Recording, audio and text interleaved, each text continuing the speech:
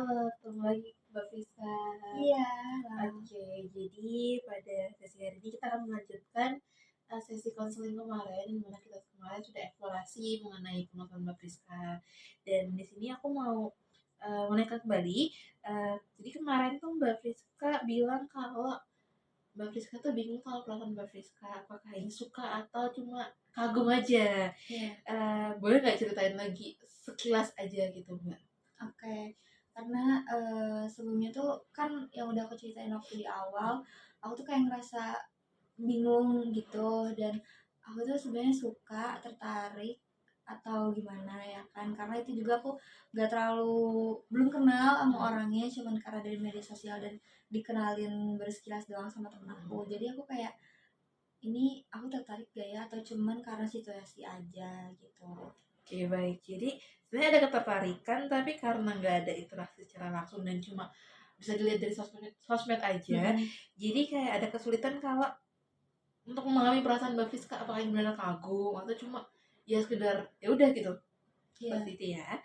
Jadi perasaan itu tuh sering bikin Mbak Friska tuh seneng, bingung atau dua-duanya.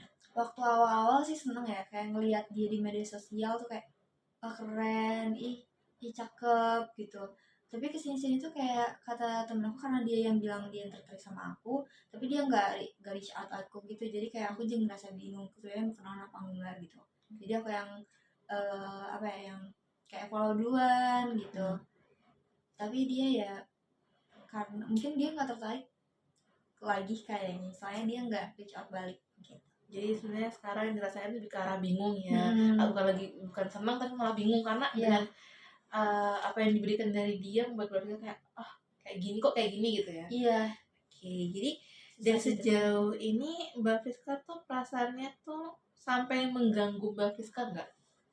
Oh, dalam kehidupan sehari-hari. Iya.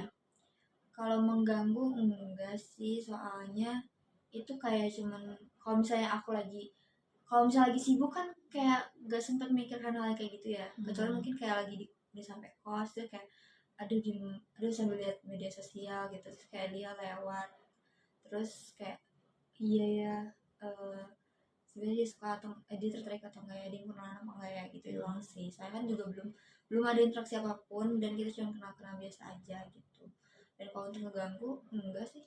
Berarti Mbak Friska tuh nggak ngerasa terganggu saat terdistraksi di luar punya aktivitas gitu ya. Oh, mm-mm. Oke, baik.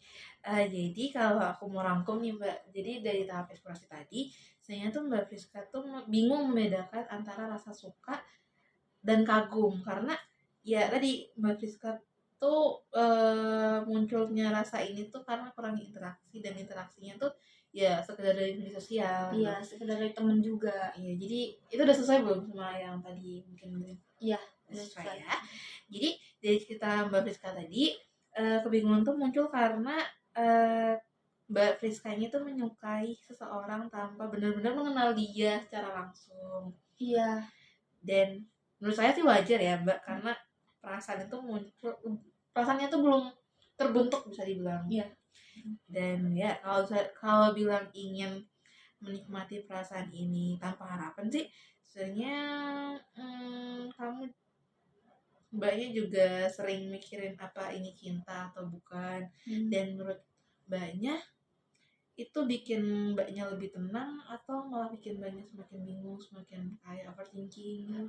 Kalau overthinking pernah kayak cuma selewat doang dan itu karena eh, apa ya kayak aku nggak sengaja lihat tentang masa lalu gitu masa lalunya dia gitu terus aku nanya ke temen aku terus kata dia enggak itu cuman kayak masa lalunya si cowok gitu terus kayak nggak balikan dan eh, tapi ya waktu itu pernah ada momen dimana aku mau lihat dia acara tapi terus aku bilang ke temanku yang cewek ini tapi dia kok mantannya lihat lihat juga lihat acara yang sama lihat acara dia tampil aku bilang gitu terus kayak mungkin silaturahmi dan segala macam gitu aja sih. Berarti sebelumnya itu mbak Friska emang beberapa kali overthinking mengenai hal itu. Overthinkingnya waktu aku nggak sengaja lewat ininya apa kontennya konten dia yang waktu udah lama banget waktu sama mantannya terus waktu aku lagi mau lihat dia tampil juga, terus mantannya ada kayak basically. Berarti kalau ada yang membuat ke-trigger baru Mbak Firsa Iya. makanya overthinking ya. Iya. Dan Tapi itu cuma beberapa nggak kali. tiap hari kayak Nggak sampai mengganggu iya. Mbak ya. Oke, baik. Jadi bisa dibilang kayak ya udah Mbak Friska overthinking saat ada sesuatu yang membuat kita ke-trigger untuk hal itu. Oke, jadi tadi setelah Mbak Friska menjelaskan apakah itu mengganggu atau membuat Mbak Friska bingung dan overthinking, aku ngeliat Mbak Friska menjelaskan atau memberitahunya dengan santai.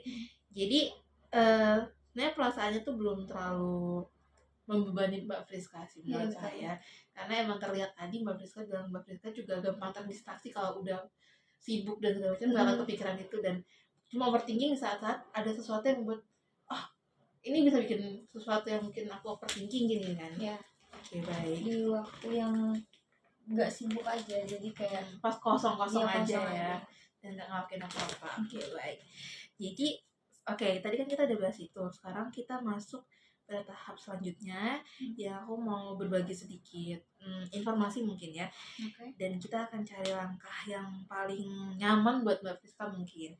Jadi dari aku sendiri, mungkin dalam psikologi itu ada beberapa, dalam psikologi perasaan suka itu memang tidak selalu langsung muncul. Jadi menurut Sternberg tahun 1986 dalam Triangular Theory of Love menjelaskan bahwa cinta terdiri dari 3 komponen, yaitu intimasi, passion, dan komitmen. Jadi kalau belum ada interaksi, biasanya komponen intimasi itu belum terbentuk. Dan itu tuh wajar kalau perasaan yang muncul tuh belum atau masih belum terasa masih terasa samar-samar mbaknya. Dan ada juga tuh pendapat dari Fromm tahun 1955 yang mengatakan bahwa love is not feeling which can be easily included in by anyone. It is an art. Jadi artinya itu sebenarnya cinta itu proses, bukan sesuatu yang langsung jadi. Jadi perasaan yang muncul mungkin hanya karena ya udah kan ada sesuatu yang mungkin muncul kan, oh ya udah aku dikenalin dan bisa aja kita coba berinteraksi dan lagi intens ngobrol aja. Jadi itu masih sama-sama tuh aja. Jadi nggak tahu apakah benar suka atau cuma aku tertarik karena dia ada sesuatu yang membuat aku tertarik gitu. Tapi ya sejauh yang tadi Mbak Friska cerita, sebenarnya kalau pendapat saya sendiri mungkin itu karena mungkin lagi sering berinteraksi aja gitu. Dan salah satu hal sederhana yang dapat Mbak Friska lakukan itu untuk mengurangi mungkin beban atau bingung yang membuat Mbak Friska bingung tuh mungkin journaling gitu untuk mengeluarkan isi hati, karena belum berani untuk mengeluarkan isi hatinya langsung ke orang tersebut. Karena kan tadi Mbak Friska bilang juga masih bingung kan. Dan ya kalau takutnya saat mencoba ternyata amit-amitnya jelek gitu, mungkin dari journaling bisa. Dan bisa diceritain juga di journaling itu apa yang terjadi, apa kapan atau situasi tertentu yang terjadi pada saat itu. Mungkin itu untuk saran. Dan saran lain juga aku mungkin Mbak Friskanya menerima perasaan itu tanpa harus buru-buru memberi label itu cinta atau kagum, karena masih belum jelas dan samar-samar.